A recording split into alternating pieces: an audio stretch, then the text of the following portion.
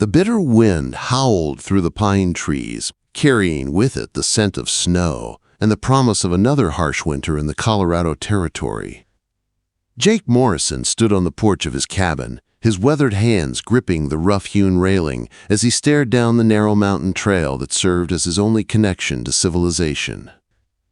3 months had passed since he'd placed the advertisement in the Denver newspaper.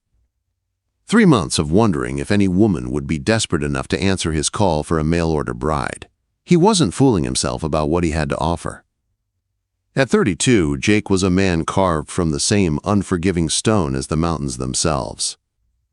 Years of mining and trapping had left their mark: calloused hands, a face worn by sun and wind, and a body that carried scars from countless battles with nature's cruelty. His cabin, though sturdy and warm, was no dream home. It was a place built for survival, not comfort. The thick log walls kept out the wind. The stone fireplace burned bright in the cold months, and the roof had been patched so many times he could point to each repair like a scar on his own skin. He had been honest in his advertisement, maybe too honest. Hardworking mountain man seeks practical wife for companionship and partnership in remote Colorado Territory. Must be strong, willing to work, and prepared for isolation. Beauty not required, but kindness and determination essential. He had set the expectations low, almost brutally low. Jake needed a partner, not a romantic dream. A woman plain and steady, someone who could cook, mend, and survive long winters without losing her mind to loneliness. That was what he expected. That was all he wanted. The sound of hooves breaking through the silence made him straighten. His heart began to beat faster as he spotted the small wagon making its way up the mountain trail.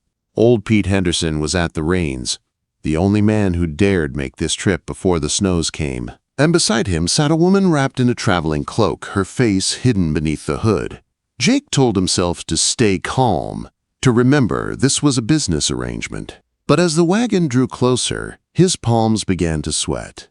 This woman, whoever she was about to change his life. She would either become his wife or flee back down that trail before nightfall. When Pete stopped the wagon in front of the cabin, Jake stepped down from the porch, his boots crunching in the frost. "Afternoon, Pete," he said gruffly. "Afternoon, Jake," Pete replied, climbing down and offering his hand to help the woman beside him. "Brought you some company, just like we talked." Jake expected to see a worn, tired woman step down, someone hardened by life's disappointments. But when the figure turned toward him, he forgot how to breathe. The woman who stood before him was nothing like what he had imagined. She was young, graceful, and far too beautiful for this wild place. Her golden hair caught the last light of the afternoon sun, gleaming beneath her hood, and when she looked up, her eyes were the color of a summer sky, clear, bright, and alive. Her face was delicate but strong, with high cheekbones and soft lips pressed into a determined line. Jake's throat went dry. This woman didn't belong in the wilderness. She belonged in a fine home, maybe in Denver or even San Francisco, where she could stroll polished floors and drink tea from china cups. Not here, in his rough cabin, surrounded by snow and silence. "You must be Jake," she said softly, her voice trembling slightly. "I'm Sarah Mitchell." Jake managed to nod and take her gloved hand. "Ma'am," he said, his voice coming out rougher than he intended. Her hand was small and warm, her touch light, but it sent a jolt straight through him. Pete began unloading a small trunk and carpet bag, everything Sarah owned in this world. "I'll be heading down before dark," the old man said. "Storm's brewing." Sarah handed him a coin and thanked him politely before turning back to Jake. They stood facing each other in the fading light, surrounded by the deep quiet of the mountains. "It's not much," Jake said, gesturing toward the cabin, "but it's warm and solid. Built it myself." He stopped short, not ready to mention the wife he had buried 3 winters ago. Sarah followed him inside, and Jake lit the oil lamps. The cabin glowed with a golden light, revealing a simple but tidy space. A stone fireplace, a sturdy table, a cast-iron stove, and 2 small bedrooms divided by a hanging curtain. Jake had cleaned and prepared the place for her arrival, but Now, seeing it through her eyes, he worried it looked crude and lonely. "I've prepared the back room for you," he said, motioning toward the smaller bedroom. "It gets the morning light." Sarah set her bag down carefully, her eyes scanning the room with quiet curiosity. To Jake's surprise, there was no disgust or disappointment in her expression, only calm observation. "It's well built," she said finally. "And tidy. That speaks well of you, Mr. Morrison." Jake felt unexpected relief. "I can cook," he said quickly. "Nothing fancy, but it'll keep us fed. I've laid in supplies for the winter. Beans, salt pork, flour, coffee. We won't go hungry." "That's good to know," Sarah replied with a faint smile. "Mr. Morrison, I think we should be honest with each other from the start. This arrangement is unusual for both of us, and I suspect we both have questions." Jake nodded. Her composure surprised him. He had expected fear or nerves, maybe tears. But Sarah Mitchell was calm and direct. "I lost my father last year," she said quietly. "He left debts I couldn't pay. I found work as a governess in Boston. But that ended badly, and I had few choices left. Your advertisement offered something I needed, a chance to build a life with purpose." Jake studied her face, seeing strength there beneath the beauty. He had guessed as much. "I lost my wife 3 years ago," he admitted. "Fever took her. Been alone since. I don't expect romance, just partnership. Someone to share the work and the worry." Sarah met his gaze evenly. "You're wondering if I'm too soft to handle it," she said. Jake hesitated, then nodded. Her smile came slowly, warming the cold air between them. "You might be surprised, Jake. I may not look like much of a pioneer woman, but I can cook, mend, and tend a garden. I can even shoot if I must." Jake blinked. "You can shoot?" "My father believed daughters should be capable," Sarah said simply. "He taught me well." Jake couldn't help but admire her. "Then I reckon you'll do just fine up here." Sarah's gaze softened. "I hope so. But I'll ask one thing of you, Jake. Patience. This is all very new to me." Jake felt something stir in his chest at the vulnerability in her voice. "We'll take it one day at a time," he said. "No pressure." Sarah smiled, and for the first time since her arrival, Jake felt warmth bloom in the cold cabin. Outside, the wind howled across the peaks, carrying the promise of a long, hard winter. Inside, for the first time in years, Jake Morrison felt something stir that had nothing to do with survival, something that felt dangerously like hope. The storm came sooner than Jake expected. 2 weeks after Sarah's arrival, the mountain skies turned black, and the first flakes of snow drifted down like warning signs from the heavens. Jake had gone out early to check the trap lines, thinking he could beat the weather. He was wrong. By the time he returned, the wind was howling through the pines, snow coming down in thick sheets that swallowed the world whole. He stumbled through the cabin door half frozen, his coat stiff with ice and his beard crusted with frost. The warmth hit him like a wall, and so did the sight of Sarah rushing toward him. "Jake!" she gasped, her blue eyes wide with worry. "You're soaked through." Before he could speak, she had stripped the frozen coat from his shoulders and pushed him toward the fire. "Sit," she ordered, her voice firm despite the fear beneath it. "You'll freeze if you don't warm up now." He obeyed without argument, too cold and too tired to resist. Sarah wrapped a wool blanket around his shoulders, then hurried into the small kitchen. Moments later, she returned with a steaming mug. Jake took it, the scent of coffee and whiskey filling the air. "Drink," she said softly. "It'll help." He did, and the heat spread through his chest, burning away the ache of cold. "You did good keeping the fire strong," he said finally, his voice hoarse. "Most folks panic the first time a storm like this hits." "I was worried," Sarah admitted, sitting beside him on the bench near the fire. "But worrying doesn't keep anyone alive out here. Doing does." Jake turned his head and looked at her. Her cheeks were flushed with heat from the fire, her hair falling loose around her shoulders. There was determination in her expression, but beneath it, he saw something that made his heart twist. Concern. Real concern. It had been years since anyone had worried about him. "The mountains can be cruel," he said quietly, "but they teach you what matters." Sarah nodded slowly, her eyes meeting his. "And what matters to you, Jake?" He wasn't sure how to answer. Once, It had been the work, building the cabin, surviving each winter, keeping his mind too busy to feel. But now, looking at her sitting there, her face glowing in the firelight, he realized something had changed. He wasn't alone anymore. "The right company," he said finally, "makes all the difference." The storm lasted 3 full days. They were trapped inside together, cut off from the world. Jake worried it might feel suffocating for her, but instead, it brought them closer. Sarah didn't complain once. She cooked, she mended, she even laughed. The cabin that had always felt like a tomb of silence now hummed with quiet life. On the second night, as the wind screamed outside, they shared the last of Jake's good whiskey.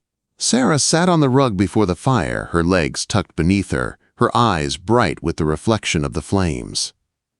"Tell me about her," she said softly. Jake stiffened. "Her?" "Your first wife," Sarah said gently. "You mentioned her once, Mary, wasn't it?" Quote. For a long moment he didn't answer. Then he set the cup down and stared into the flames.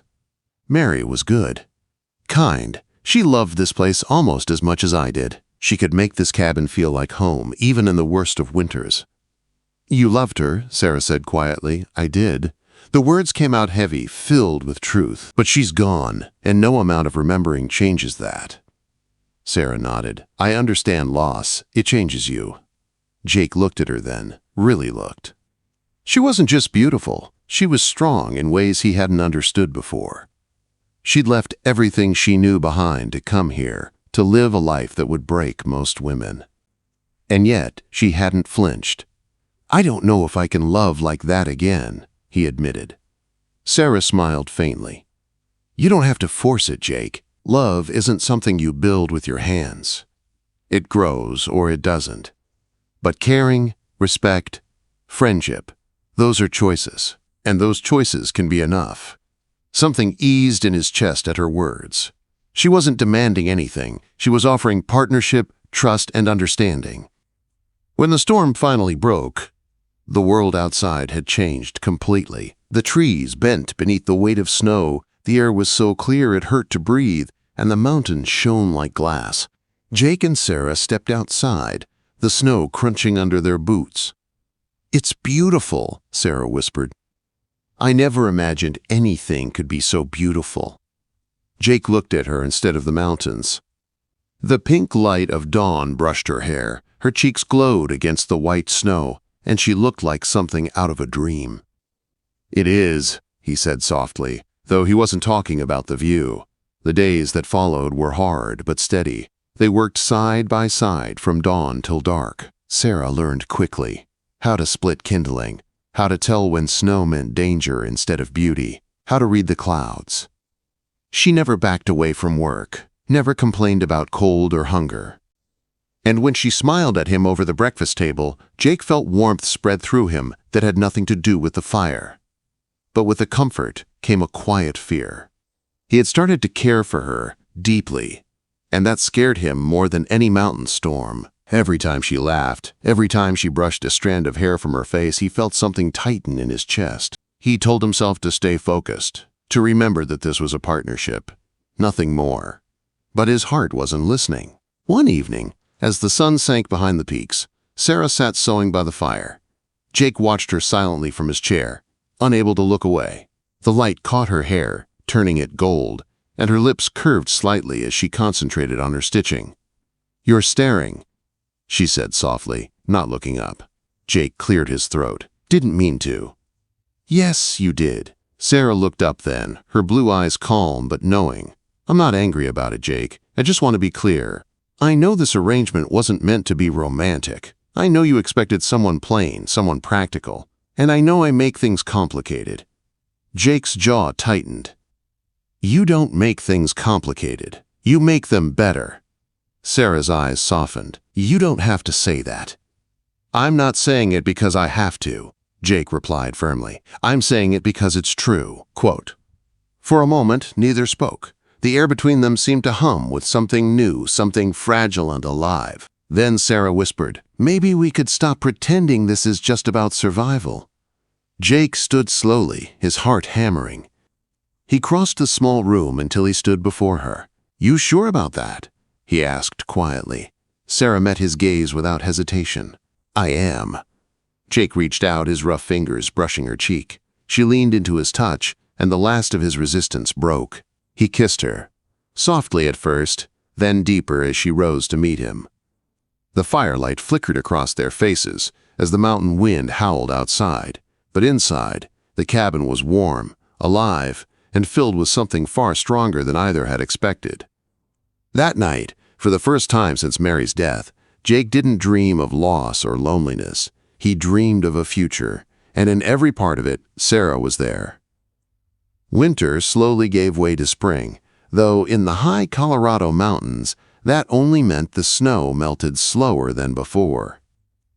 The long months of isolation had changed Jake and Sarah. The awkwardness between them had vanished, replaced by a quiet ease that spoke of trust, care, and something deeper neither dared to name aloud at first. Sarah had brought warmth to the cabin in more ways than one. Her laughter filled the rooms that had once been silent. Her touch softened the rough edges of Jake's solitary life. And her courage, the way she faced each challenge without complaint, made him see her not as the delicate beauty he'd feared to break, but as the strongest partner he could ever have asked for. By late spring, the world around them burst back to life. Streams rushed with clear meltwater, the forest sang with birds, and the air smelled of pine and earth. Together, they repaired fences, cleared fallen branches, and planted a small garden near the cabin. Sarah worked beside him in the dirt, sleeves rolled to her elbows, her hair tied back, her cheeks pink with sun. Jake often caught himself just watching her move, feeling that same quiet wonder he'd felt the day she stepped off the wagon. One afternoon, he finally said it out loud. "You've changed this place," he murmured, setting down his tools. Sarah straightened, brushing soil from her hands. "I just planted a few vegetables, Jake." He shook his head. "No, you brought life back here. You made this cabin feel like home again." Her smile was soft and shy. "It feels like home to me, too." That night, as the first stars began to glitter above the peaks, Jake reached for her hand. "Sarah," he said quietly, "I thought I'd never love again, but I do. You've given me back more than I deserve." Tears filled her eyes, but she smiled through them. "I love you too, Jake Morrison. I never thought a mail-order marriage could lead to this, but I wouldn't trade it for the finest ballroom in Boston." He pulled her close, his lips brushing her hair. "Then it's settled. You're stuck with me." "I wouldn't have it any other way," she whispered. Their happiness was tested that summer when a small group of prospectors wandered near their land. They were rough men, hungry, greedy, and careless. Jake had gone to check the trap lines when the strangers arrived, their voices carrying up the trail before Sarah ever saw their faces. "Nice place for a lady," one of them said, his tone too familiar. Sarah's blood ran cold, but her voice was steady. "My husband will be back any minute." "Maybe we'll keep you company till then," another laughed. Without another word, Sarah stepped back into the cabin and barred the door. Her heart pounded, but she grabbed Jake's rifle from the mantel and loaded it with steady hands. She'd practiced enough to know how to use it. The men lingered outside, their laughter turning mean. When one of them tried the latch, Sarah fired a warning shot through the window frame. The crack echoed across the clearing, and silence followed. A moment later, she heard retreating footsteps crunch through the brush. When Jake returned an hour later, he found her standing guard by the door, the rifle still warm in her hands. "What happened?" he demanded, scanning the tree line. "3 men," she said calmly. "They thought I'd be easy prey." Jake's face hardened. "You all right?" "I am now," she said, her grip tightening on the gun. "I told them this place wasn't theirs to touch." Jake took the rifle from her gently, pride swelling in his chest. "You handled it right, Sarah." "I couldn't have done better myself."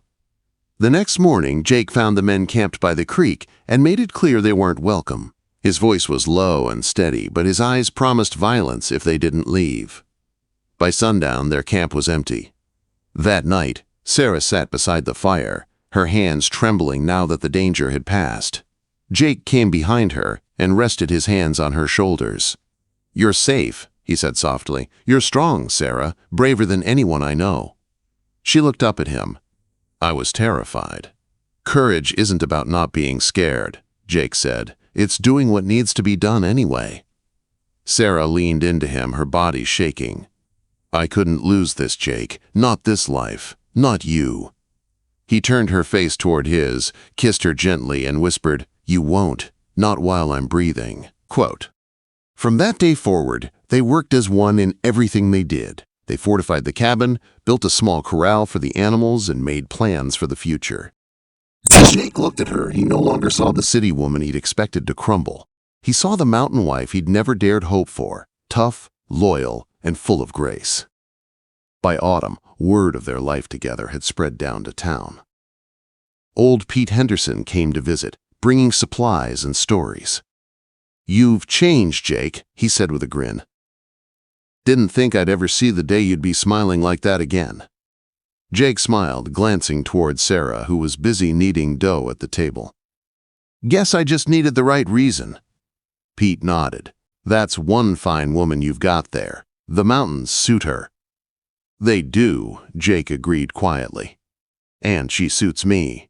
When winter returned, it came with blizzards fiercer than any Jake remembered. But this time, the storms didn't feel like enemies. Inside the cabin, warmth and laughter filled the long nights. Sarah had stocked the pantry with care. Jars of pickles, dried herbs, smoked meat. She read aloud from the few books she'd brought, her voice soothing against the roar of the wind. One evening, as snow piled high against the door, Jake asked, "Do you ever miss Boston?" Sarah looked up from her stitching, her eyes reflecting the firelight. "I miss nothing that's there," she said simply. "Out here, I'm more myself than I ever was in that city. The air is clean.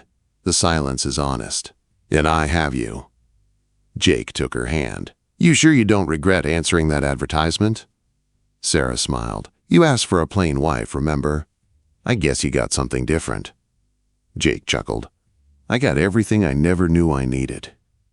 As the years rolled on, their life in the mountains became the stuff of quiet legend among the few settlers who passed through. People said the Morrison cabin always had warmth, food, and a place by the fire for travelers. They said Jake Morrison, once a man of solitude and sorrow, had found peace in the arms of a woman who tamed the wilderness without ever losing her own wild heart. One spring evening, standing on the porch as the sun sank behind the snow-tipped peaks, Sarah leaned against Jake's side. "Are you happy?" she asked. Jake looked out at the endless sweep of mountains, at the smoke rising gently from their chimney, at the life they had built from nothing but courage and love. "Happier than I ever thought I could be again," he said honestly. Sarah smiled, her fingers threading through his. "Then we did it right." The wind whispered through the pines, soft and steady, carrying the scent of earth and pine sap. The same mountains that had once felt so empty now stood like silent witnesses to what they had built, a life of strength, love, and quiet joy. Jake kissed her forehead and whispered, "I asked for a plain wife, Sarah.